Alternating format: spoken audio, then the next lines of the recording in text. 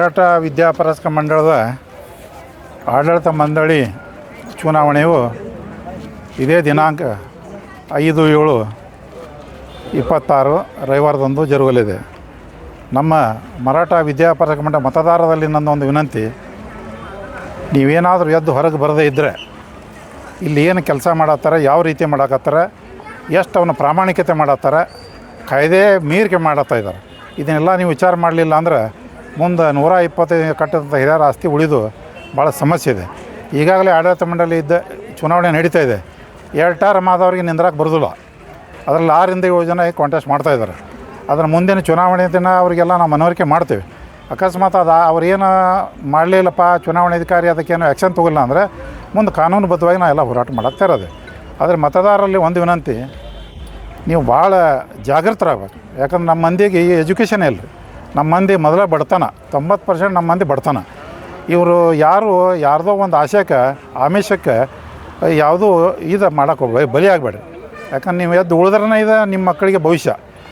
ಆ ರೀತಿ ಒಳಗೆ ಎಲ್ಲರೂ ಇಂದಿನ ಚುನಾವಣೆ ಬರದಿಂದ ನಡೀತಾ ಇದೆ. ಅದಕ್ಕೆ ತಾವೆಲ್ಲ ಮನ್ಯಾಗ ಕುಂಡ್ರದನ ಯಾರು ಒಳ್ಳೆಯವ್ರು ಆದ್ರೆ ಅವ್ರಿಗೆ ಅವಕಾಶ ಕೊಡ್ರಿ, ಯಾರು ಒಳ್ಳೆಯವ್ರಿಲ್ಲ ಅವ್ರ ಮನೆಗೆ ಕಳಿಸ್ರಿ. ಆದರೆ ಪ್ರಾಮಾಣಿಕತೆ ವಿಚಾರ ಮಾಡಿ ನೀವೆಲ್ಲ ಕಳಿಸ್ರಿ.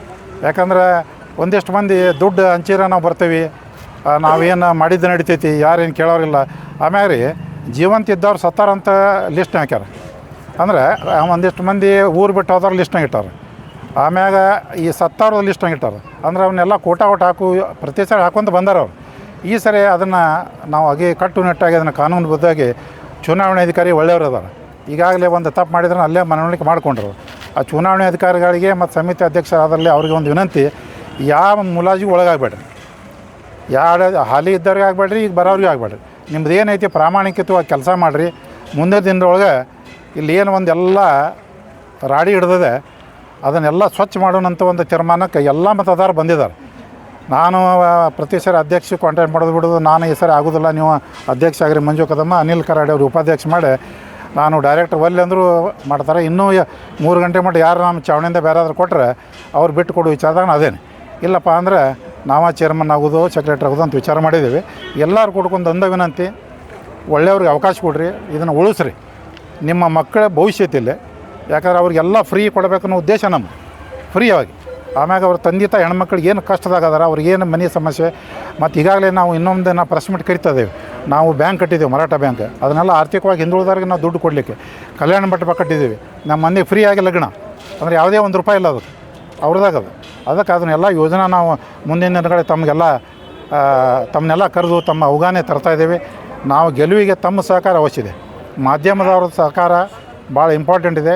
ಯಾರು ಚಲೋ ಯಾರು ಕೆಟ್ಟ ಅದನ್ನು ನೀವು ಬಹಿರಂಗ ಪಡಿಸ್ಬೇಕು.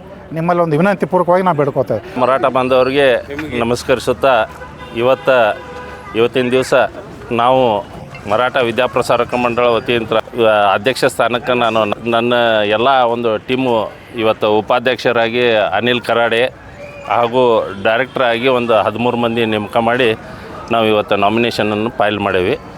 ಅದಕ್ಕೆ ಎಲ್ಲರೂ ನಮ್ಮ ಮರಾಠ ಬಾಂಧವರು ಇಲ್ಲಿ ನಡೆದಂಥ ಎಲ್ಲ ಸಮಾಜದ ಅವ್ಯವಹಾರದ ಸಂಬಂಧ ನಾವು ಎಲ್ಲರೂ ಒಟ್ಟಿಗೂಡಿ ಇವತ್ತು ನಾವು ಸಮಾಜವನ್ನು ಸ್ವಚ್ಛಗೊಳಿಸ್ಬೇಕಂತ ಈ ಎಲ್ಲ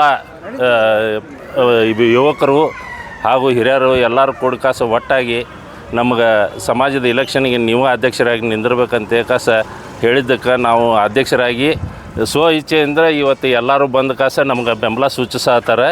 ಅದಕ್ಕೆ ದಯವಿಟ್ಟು ಇನ್ನೂ ಉಳಿದಂಥ ಮರಾಠ ಸಮಾಜದ ಎಲ್ಲ ಗುರು ಹಿರಿಯರಾಗಲಿ ಯುವಕರಾಗಲಿ ನಮ್ಗೆ ತಮ್ಮ ಅತ್ಯಮೂಲ್ಯವಾದ ಮತವನ್ನು ಪ್ರಚಂಡ ಬಹುಮತದಿಂದ ಕೊಟ್ಟು ಆರಿಸಿ ತರಬೇಕಂತ ತಮ್ಮಲ್ಲಿ ನಾನು ವಿನಂತಿಸಿಕೊಳ್ತೇನೆ.